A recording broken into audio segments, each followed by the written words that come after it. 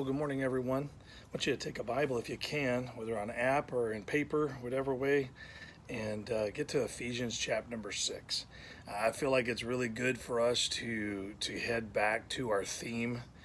Who would have thought in January when we were rolling out this theme, stand, would be so specific and so critical for this particular year. The demand to stand up for our faith is very real.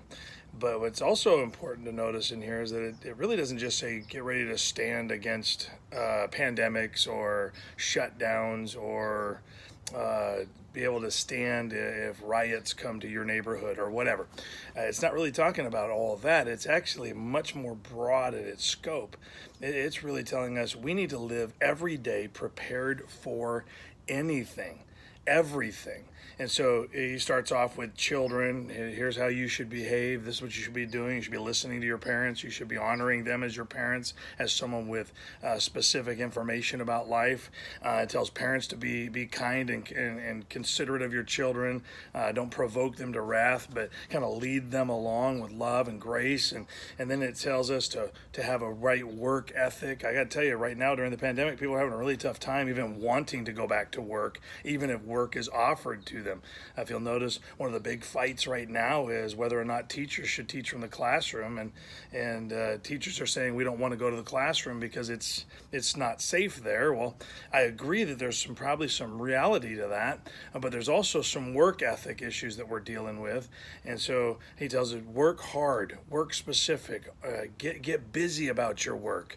Don't try to shirk the responsibility. Get about it. But then also it tells the employer to also be very kind and considerate to your employees. So you see, it just goes through every single thing that we would encounter. And he tells the believer that make sure you understand that whatever you're doing in a way that God is going to honor and bless. And then in verse number 10, he kind of rolls it all into the most important element, and that's really our theme. He says, finally, my brethren, be strong in the Lord and the power of his might.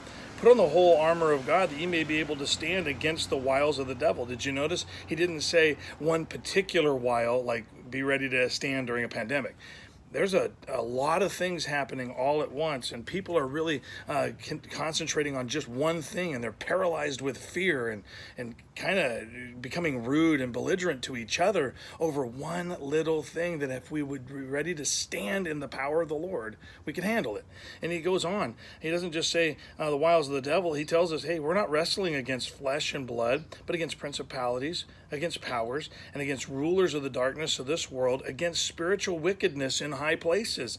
Wherefore take unto you the whole armor of God, that you may be able to withstand in the evil day, and having done all, to stand. That's our theme. We're ready. We got to do all. We got to stand ready in the Lord to do what God's will is and to promote his kingdom no matter what is taking place in our society.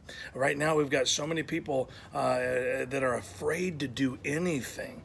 And I'm going to tell you, right now is the time to stand for your faith. So I want to encourage you with that this morning. Put on the whole armor of God. Spend some time with God. Put it all on. Read through it. And then go out there and stand for God's kingdom. I hope that's an encouragement to you. I know that if you'll do that, God will bless, and God will guide you through the day. The anxiety will go down, the stress will go down, and the joy will come back up. The peace will come back up. And so I want to encourage you with that this morning, and I hope that it helps you have a great day and a great rest of the week.